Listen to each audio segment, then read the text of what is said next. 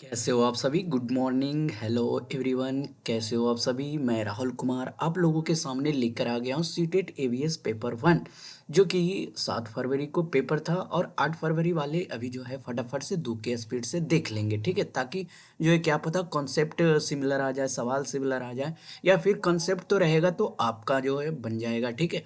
तो सबसे पहला सवाल था 61 की कर्नम मलेश्वरी जो मशहूर ओलंपिक खिलाड़ी रह चुकी है, वो कौन सी खेल खेलती थी? तो देखो भाई, वेट लिफ्टिंग खेलती थी, यानी कि आंसर हो जाएगा यहाँ पे 4। तो वेट लिफ्टिंग में वो क्या की थी? तो 2000 में जब सिडनी में ओलंपिक हुआ था, वहां पे उन्होंने जो है ब्रॉन्ज मेडल जीती थी, ठीक है भाई। अगला सवाल है 62, ठीक है। करा कि मधुबनी पेंटिंग तथा उसके उत्पत्ति क्षेत्र से संबंधित निम्नलिखित कथनों में से कौन से कथन सही है? तो मधुबनी पेंटिंग जो है काफ़ी मतलब मशहूर है और ये बिहार के हैं, और बिहार के मधुबनी पेंटिंग में है, तो यहाँ पे आंसर कौन सा हो जाएगा बताओ? तो इस पेंटिंग की उत्पत्ति बिहार के मिथिला क्षेत्र में हुई है। पेंटिंग में पिसे हुए चावल के घोल में रंग मिलाकर बनाए जाते हैं, तो ये सही है। राजस्थान में हुआ नहीं, ये जो है बिहार के मिथिला क्षेत्र में ब्रश और नीले रंग के प्रयोग करके नहीं भाई। ये पेंटिंग मुख्य रूप से मुगल काल, आंसर हो जाएगा ऑप्शन वन हो जाएगा, ठीक है। क्या हो जाएगा? ऑप्शन वन हो जाएगा। अब रीजन वाले सवाल एक आ गए इसमें भी, ईवीएस में भी। तो mixture of cow dung and mud is use to coat the floor of houses, यानी कि घरों की सतह जमीन की गोबर और मिट्टी की घोल से लिपाई की जाती है। तो मिट्टी वाले घर रहते हैं तो लिपाई तो किया जाता है भाई, ठीक है। देखें मिट्टी वाले घर में, तो आंसर जो हो जाएगा ये तो सही हो जाएगा। अभिकथन, गोबर गोबर जो है घर के अंदर तापमान को नियंत्रित करता है और कीड़े कोड़ों से भी दूर रखता है, तो ये भी सही है। अब गोबर गोबर की बात किया गया है भाई, तो दोनों जो है बिकाउज लगाओगे तो दोनों एक दूसरे को सही व्याख्या कर रहा है, तो आंसर कौन सा हो जाएगा? Option two. अगला सवाल है फिर से वही आ गया क्या? चलो भाई इसको स्किप करते हैं, यहाँ 64 से। अब 64 वाले सवाल जो हैं, करा कि मध्य प्रदेश की राजधानी भोपाल है और महाराष्ट्र की राजधानी मुंबई है कि बीच की दूरी, अब डिस्टेंस कितना दिया गया है? 756 किलोमीटर, किलोमीटर में है याद रखना। यदि कोई ट्रेन इस दूरी को तय करने में 14 घंटे का समय लेती है, यानी कि स्पीड बराबर क्या हो जाएगा? तो एवरेज स्पीड बराबर, और यहाँ पे कह रहा है कि औसत चाल जो है मीटर प्रति सेकंड में है, तो चलो कोई बात नहीं भाई। इसको पहले क्या कर लोगे? सबसे पहले करो लोग 756/14।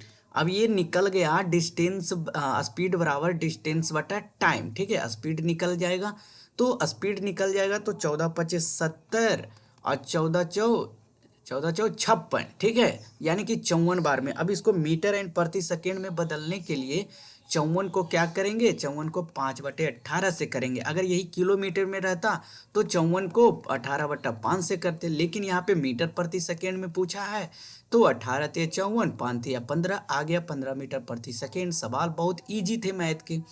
अगला सवाल है the characteristic found in the house Leh and Ladakh की बात कर रहा है। तो wooden floor and wooden flat ceiling जो रहता है, लकड़ी के फर्श और लकड़ी के समतल छतें रहती है क्या लेह एंड लद्दाख में? तो देखो ले एंड लद्दाख में वुडन फ्लोर जो है रहता है, तो ये ट्रू हो जाएगा। देखना कि झील है एक तरह के बैकाल की, एक झील लेक है भाई, वहां पे देखना कि सारे लकड़ी के अच्छे से बना के फ्लोट कराते रहते हैं, ठीक है। अब यहाँ पे देखो कि ground floor without window for animals and storing necessary material, यानी कि निचली मंजिल में कोई खिड़की नहीं, यह मंजिल जो है जानवरों और आवश्यक सामान को रखने के लिए होता है, तो ये भी सही है। जो है elevated house made with slanting roof and the stone pillars, यानी कि ढालू छत व जमीन से ऊपर उठे पत्थरों के खंभों पर बने घर, तो ये गलत हो जाएगा, सी जो है गलत हो जाएगा, ठीक है। पत्थर गारा और चूने से बनी मोटी दीवारें होती हैं, तो आंसर कौन सा हो जाएगा? A B and D, answer हो जाएगा ऑप्शन ए, ठीक है। 66 सवाल था, निम्नलिखित में से वह राज्य चुनिए जहां तोरांग का अर्थ जंगल होता है। बताओ तोरांग का अर्थ जंगल कहाँ होता है? तो देखो ये जो है, जो तोरांग मीन्स मतलब कुडुक लैंग्वेज है। कुडुक लैंग्वेज जो है झारखंड तरफ बोला जाता है, ठीक है। तोरांग ऐसे मिजोरम में बोलना जानना चाहिए। देखो क्या देता है, मध्य प्रदेश की राजधानी भोपाल और महाराष्ट्र की राजधानी मुंबई। भाई फिर से वही आ गया 64, भाई फिर से 64 65 तो बना ही लिए हो। 67 की तरफ बढ़ते हैं, ठीक है। 67 की तरफ कह रहा है कि सवाल है, कंसिडर द फॉलोइंग स्टेटमेंट। नेफ्थिन्स और पिंचर प्लांट के बारे में पता होगा।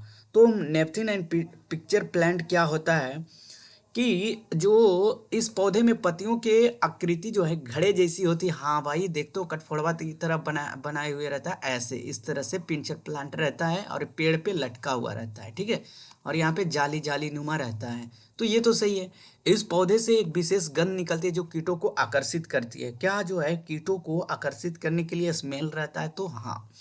यह लद्दाख और रूस के शीत मरुस्थलों में पाया जाने वाला बहुत सामान्य पौधा है।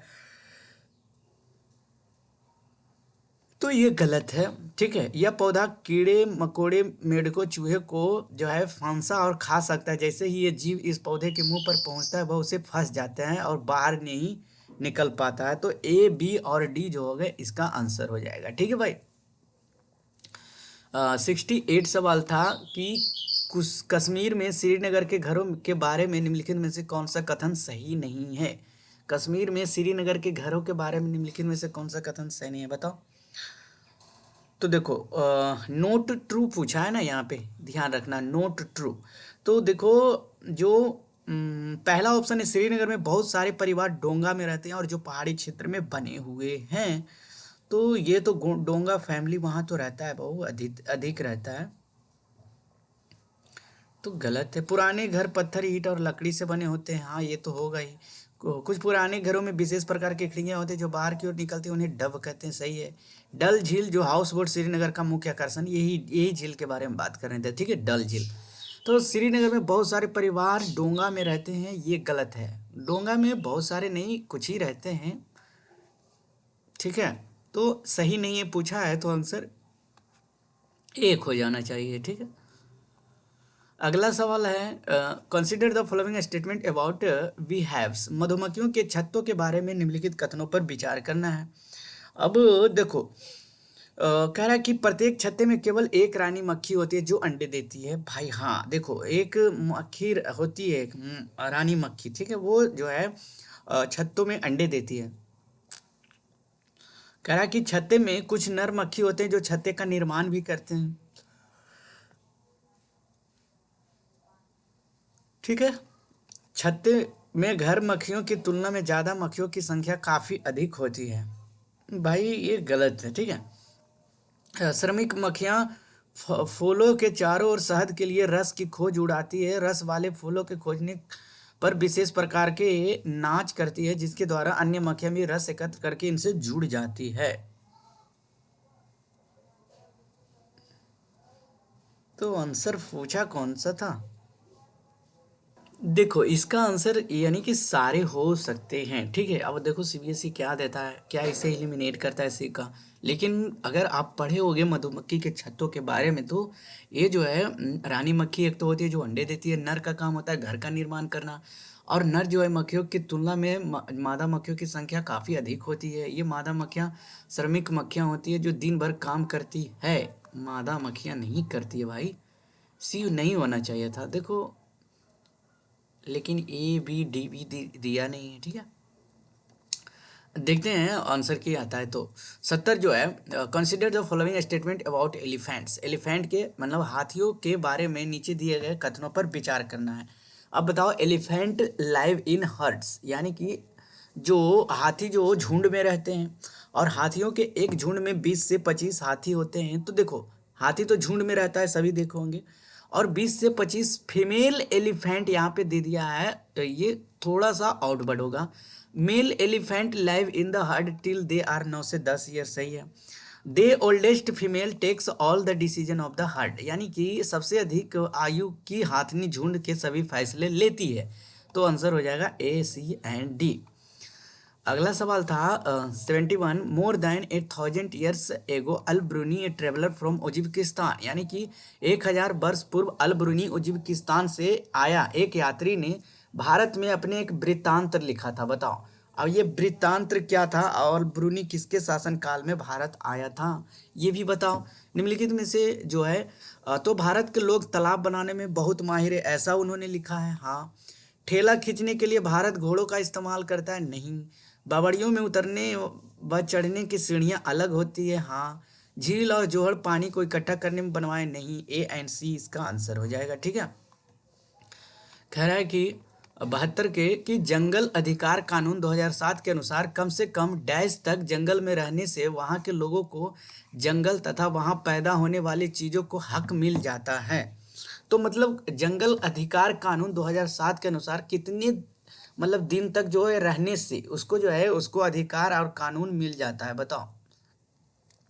क्या 35 साल होगा, 20 साल होगा, 20 वर्ष होगा या 40 वर्ष? तो आंसर हो जाता है 35 वर्ष, ठीक है।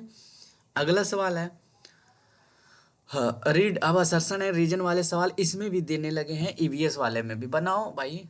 देख रहे हो ईवीएस वाले पेपर 2 से अच्छा पेपर 1 जो है बनाया गया, मैं देख चुका हूँ, देख रहा हूँ, ठीक है। कह रहा है कि डेमो यानी कि डेमोस्टिकेशन ऑफ एनिमल्स बाज gradual process that took place in the parts of the world.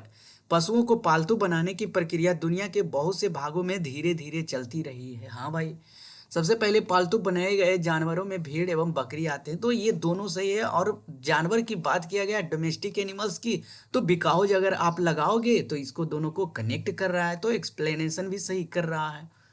अगला सवाल था 74, which one of the following animals was not Rudyard by the Harappans Harappans, यानी कि हड़प्पन में कौन से जानवर जो है नहीं थे, ऑप्शन के अनुसार बताना है। तो क्या घोड़ा था, भेड़ था, बकरी या भैंस नहीं था, कौन था नहीं? तो देखो हड़प्पा के अनुसार भैंस, इसमें जो अगर देखोगे सिप जो था गॉड्स भी था, तो ये दोनों में बफल्लो और हॉर्स में कंफ्यूज हो सकते थे, लेकिन यहाँ पे आंसर हो जाएगा घोड़ा, ठीक है भाई। क्या हो जाएगा? घोड़ा, हॉर्स हो जाएगा। अगला सवाल होगा, which of the following territories were carved out in Indian Union last 25 years, यानी कि भारतीय संघ यूनियन में गत 25 वर्षों में निम्न में से कौन सा राज्य केंद्र शासित प्रदेश बनाए गए थे? तो अभी बना था तेलंगाना, जो कि ठीक है, तेलंगाना, छत्तीसगढ़, लद्दाख ये सब राज्य बन गया केंद्र शासित प्रदेश से।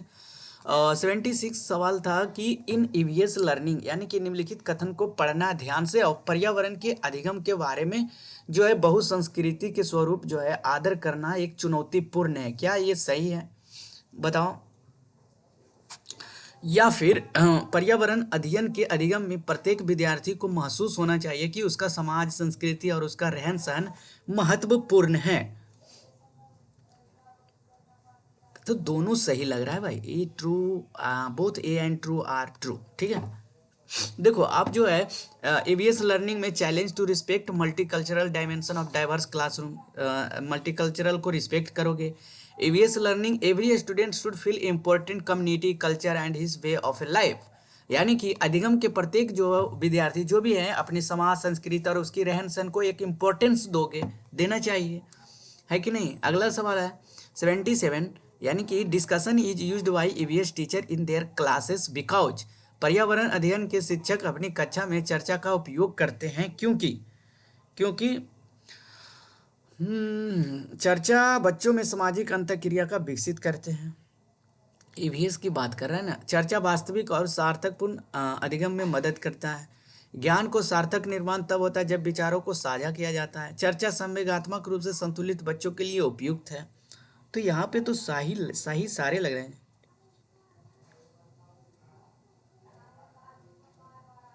बताओ क्या सही रहेगा सारे? अब तो यहाँ पे discussion EVS teacher in their classes, सवाल बहुत अच्छे तगड़े वाले सवाल हैं भाई।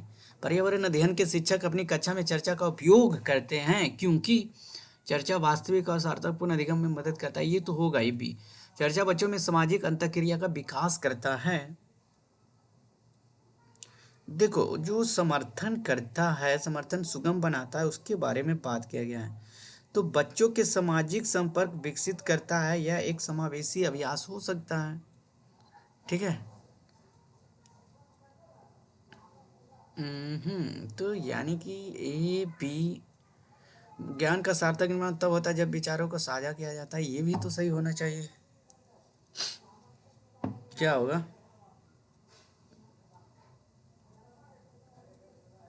देखो, बी और सी तो होना चाहिए, लेकिन क्या ए और डी है क्या?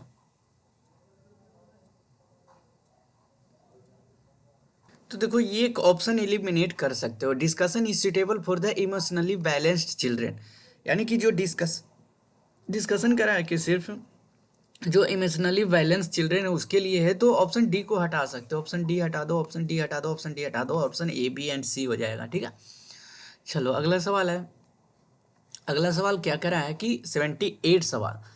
एक पर्यावरण अध्ययन का शिक्षक अपनी कक्षा 3 के बच्चों को, ठीक है, कक्षा 3 के बच्चों हैं, विद्यालय के बगीचे में जाने को कहते हैं और उनसे विभिन्न प्रकार के पत्तियों को इकट्ठा करने को कहता है। निम्नलिखित में से किस प्रक्रिया कौशल को शिक्षक को जो है बच्चों में विकसित करना चाहता है? तो वो ऑब्जर्वेशन पहले करेगा, फिर उसे क्लासिफिकेशन करेगा। ठीक है, अगला सवाल क्या है? 79 सवाल, और ये मिलान करने वाले थे और बिल्कुल सही सवाल थे। आप इसमें जो है फंस सकते थे। ठीक है, अब बताइए कि इसका आंसर कौन सा होगा।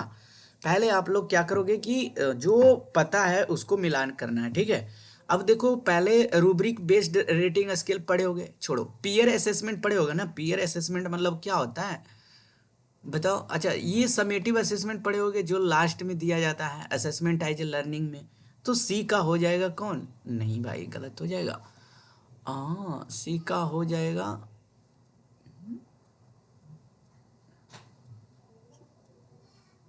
देखो, रूब्रिक जो होता है या सहकर्मी, ये जो सहकर्मी मूल्यांकन होता है, यह एक ऐसी मूल्यांकन तकनीक है जिसमें छात्र एक दूसरे का काम को मूल्यांकन करते हैं। ठीक है, तो एक दूसरे को काम का आकलन करना, मूल्यांकन करना, तो आकलन का तकनीक ये हो जाएगा ए का 4। ठीक है, ए का 4 सही है, यानी कि ए को 4 लिखते हैं। रूब्रिक आधारित रेटिंग क्या होता है कि रूब्रिक जो है एक मूल्यांकन उपकरण है जिसका उपयोग एक मानदंड के आधार पर और उसके प्रदर्शन को मापने के लिए किया जाता है, कि प्रदर्शन को मापने के लिए। ठीक है, तो प्रदर्शन को मापने के लिए आकलन का टूल ऑफ असेसमेंट होगा। आकलन को मापने के लिए आकलन मापक, छोड़ो, पहले ये देखते कागज पेंसिल परीक्षण क्या हो जाएगा? योगात्मक मूल्यांकन। ये कागज पेंसिल योगात्मक मूल्यांकन हो जाता है। ठीक है, एक अवधि के अंत में समग्र लिखने के लिए काम करता है कागज पेंसिल। तो ये तो हो गया। अब डी का देखो 3 कौन सा है? डी का 3 ये है, ये नहीं है, ये नहीं है, ये नहीं है, ऑप्शन ही हो जाएगा ए। यानी कि ए का 4 हो जाएगा, पीयर असेसमेंट आकलन की तकनीक है। बी हो जाएगा रूब्रिक आधारित रेटिंग स्केल, ये हो जाएगा कौन? आकलन का उपकरण हो जाएगा। और सी में हो जाएगा 2, यानी कि स्वयं के लिए सीखने के रूप में मूल्यांकन, तो स्वयं सीखना, ये सही हो जाएगा। बाकी ये वाले हो जाएंगे। ठीक है, अगला सवाल था 80 सवाल जो बनाना है। पर्यावरण अध्ययन सीखने के बारे में निम्नलिखित में से कौन से कथन सही है? पर्यावरण अध्ययन जो है बताना है आपको, कौन से कथन सही है? तो children are naturally curious to learn, तो ये तो क्यूरियस होना चाहिए। चिल्ड्रेन आर पैसिव रिसिपिएंट, नहीं भाई, पैसिव नहीं होगा। Children need teacher for learning, यानी कि बच्चों को सिखाने के लिए एक शिक्षक की आवश्यकता होती है, खुद में भी अब सीख सकता है।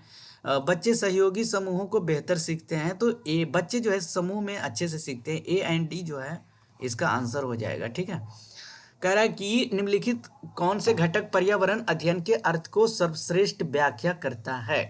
यानी कि विच of the following component best describe the meaning of the EVS. तो आंसर देखो, एक्युमुलेशन ऑफ फैक्ट्स, अवलोकन अच्छा से करता है, प्रश्न पूछना, प्रयोग करना, तो बी सी एंड डी हो जाएगा इसका आंसर। ठीक है, अगला सवाल था 85। एन ईवीएस टीचर, यानी कि आप एक पर्यावरण शिक्षक हो, अधिगम के लिए, पढ़ाने के लिए जो है कौशल के रूप में एक कहानी का प्रयोग करना चाहते हो। ठीक है, और इसके लिए सर्वाधिक उपयुक्त क्या होगा बताओ? क्या होगा भाई? कंटेक्सचुअल स्टोरी होगा, ठीक है, या फिर folk story, story focusing on morals, morals तो होना चाहिए। विद्यार्थियों द्वारा लिखी गई, ये हटा देंगे, यानी कि सी जिसमें है हटा दो। अब बच गया 2 ऑप्शन, ए डी या वी डी। यानी कि एक कंटेक्चुअल स्टोरी तो होना चाहिए भाई, ठीक है, संदर्भित स्टोरी होगा तभी तो। आदर्शों पर केंद्रित कहानियां, तो ए और डी होगा आंसर इसका, ठीक है। अगला सवाल है 86 सवाल है, कह रहा है कि शिक्षक ने विद्यार्थियों से एक जानवर का चित्र बनाने के लिए कहा, ठीक है। अब जानवर का चित्र बनाने के लिए कहा और फिर पूनम ड्रॉ एन एनिमल, यानी कि पूनम ने एक जानवर का चित्र बनाया जिसमें विभिन्न जानवरों के भागों को प्रदर्शित किया गया। शिक्षक को अब क्या करना चाहिए? पूनम को बेतुका जानवर बनाने के लिए डांटे नहीं। पूनम से पूछे कि उसने विभिन्न जानवरों के भाग क्यों बनाए। भाई हाँ, ये सही है। पूनम से कहे कि ऐसा जानवर नहीं होता, बिल्कुल नहीं कहना है। पूनम ने से उस जानवर के नाम पूछे जो उसने बनाया है। तो बी और डी जो है बिल्कुल यहाँ पे सही हो जाएंगे आंसर, ठीक है। अगला सवाल है 87, 2 सवाल और रह गए, फटाफट से कर लेते हैं। कह रहा है कि अगर एक शिक्षक यह चाहता है कि, ठीक है, कि विद्यार्थी जो है पादप भिन्नता के बारे में सीखे, पादप भिन्नता के यानी कि प्लांट्स के बारे में सीखे, तो इसके लिए निम्नलिखित में से कौन सी गतिविधि सर्वाधिक उपयुक्त रहेगी? तो यहाँ पे विद्यार्थी से उनके घर में उन वस्तुओं को खोजने के लिए कहना जिन पर पत्तियों के पैटर्न हैं, या फिर विद्यार्थियों के विभिन्न प्रकार के पौधे उनकी विशेषताओं पर लिखी कविता सुनना चाहिए। ये ऐसा नहीं है भाई। विद्यार्थियों की आंखों पर पट्टी बांधना नहीं, पत्तियों मसलकर उन्हें सुनकर पहचानने के लिए कि हाँ ये सही हो सकता है टेक्निक, ठीक है। विद्यार्थियों से पौधे की पत्तियों को इकट्ठा करने और पत्तियों का उपयोग करके विभिन्न जानवरों को चित्र बनाने के लिए कहें। क्या ऐसा करे हुए? तो आंसर यहाँ पे तो भाई विभिन्न प्रकार के पौधे की विशेषताओं पर लिखी कविता तो नहीं होगा। बी वाले हटा दो, पहले ही बी वाले हटा दो, बी वाले पहले हटा दो। और मैंने कहा कि इकट्ठा करके सी होगा ना, तो सी होगा, इसमें सी दिया नहीं गया है, तो आंसर बी और सी होना चाहिए। लेकिन बी तो होगा नहीं, पहले ही काट दिया हूँ, तो आंसर सी और डी, डी भी नहीं होगा। चाहिए भाई आंसर कौन सा होगा बताओ। कविता से जिन पैटर्न उन वस्तुओं को खोजने के लिए करना नहीं, उन वस्तुओं को खोजने, ए भी हटा दो, ठीक है, ए जिसमें वो भी हटा दो, आंसर बच गया सी और डी, यानी कि इकट्ठा करने के लिए करना और जानवरों को चित्र बनाने के लिए ये भी कह सकते हो, ठीक है। 88 number, which of the following element best describe the nature of EVS. EVS वाले सारे सवाल काफ़ी इस बार जो है लेंदी पूछे गए हैं, ठीक है, 1 वर्ड में नहीं। पेपर 2 से अच्छा पेपर 1 बनाया गया है, ठीक है। यानी कि निम्नलिखित में से कौन सा तत्व पर्यावरण अध्ययन के प्रकृति की सर्वश्रेष्ठ व्याख्या करता है? तो देखो यहाँ पे स्टेब्लिश फैक्ट, लॉजिकल ऑब्जर्वेशन तो करेगा ही, एक्सपेरिमेंटेशन सबसे ग्रेट जो होगा सी एंड ई होना चाहिए, ठीक है। आंसर कौन सा हो जाएगा? ऑप्शन 1 हो जाएगा। अगला सवाल है 89, read the following statement A and B carefully, यानी कि एनसीएफ 2005 जानकारी को रटा देने को उत्साहित करने की सिफारिश करता है। भाई रोट मेमोराइजेशन नहीं करना है, रोट लर्निंग नहीं करना है। Discourage maintenance of sharp boundaries and between different subject area. कह रहा है कि एनसीएफ प्रत्येक विषय को तीक्ष्ण घेरे बनाए रखने के लिए हतोत्साहित करने की सिफारिश करता है। ये भी गलत है, दोनों गलत होगा, क्योंकि देखो भाई कोई हतोत्साहित करने की यहाँ पे कोई बात नहीं किया गया है, ठीक है। अगर आप ध्यान से देखोगे तो दोनों में निगेटिव वर्ड तो आए हैं। तो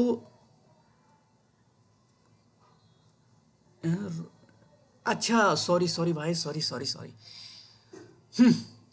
देखो एनसीएफ 2005 जानकारी को रटा देने को हतोत्साहित करने की सिफारिश की है। हाँ, अगर जो बच्चा रटा रहा है उसको डिस्करेज कर रहा है, ठीक है, तो ये तो सही हो जाएगा। और जो शार्प बाउंड्री जो लगा रहा है वो भी, ये भी सही है, डिस्करेज उसको भी कर रहा है, यानी कि दोनों सही हो जाएगा, ठीक है। कहाँ गया? दोनों ए और बी सही है। लास्ट सवाल है भाई, चीनू बांड्स, यानी कि चीनू यह जानना चाहता है कि दिन और रात कैसे होता है। चीनू को यह समझाने के लिए निम्नलिखित में से कौन सी विधि सर्वाधिक उपयुक्त रहेगी? बताओ। चीनू समझना चाहता है, अगर चीनू तुम्हारा बाल बच्चा है, ठीक है, अब वो बोल रहा है पापा आप दिन रात कैसे होता है आप समझाओ, तो आप कैसे समझाओगे बताओ? उसको कहानी सुना दोगे, या फिर वर्किंग मॉडल बताओगे, या एक्सप्लेनेशन विद डायग्राम, या पावर पॉइंट? तो ये जो है वर्किंग मॉडल करके बताओगे, कहोगे देखो बेटा ये सूर्य है और यहाँ पे अगल बगल इसके जो है ये देखो यर्थ हो गया, अब यर्थ के आसपास ये मून हो गया। अब चलो इसको घुमाते हैं, पहले सूर्य कभी घूमता नहीं है, ऐसे इसको स्थिर रखोगे। अब जो चक्कर लगाता है ये पृथ्वी लगाता है, पृथ्वी पश्चिम से पूरब की ओर लगाता है, और पृथ्वी के ग्रह भी हैं, उपग्रह भी हैं, ठीक है। इस तरह से समझाओगे तो वर्किंग मॉडल करके अच्छे से बता सकते हो, ठीक है। तो सवाल यहीं तक था, मिलते हैं नेक्स्ट वीडियो में, धन्यवाद। इसके पहले हम लोगों ने सीडीपी के सारे जो है प्रीवियस यानी कि जो पेपर हुआ 7 फरवरी को वो भी देख लेना 2 की स्पीड से, अगर आपका पेपर आज है तो, ठीक है। धन्यवाद।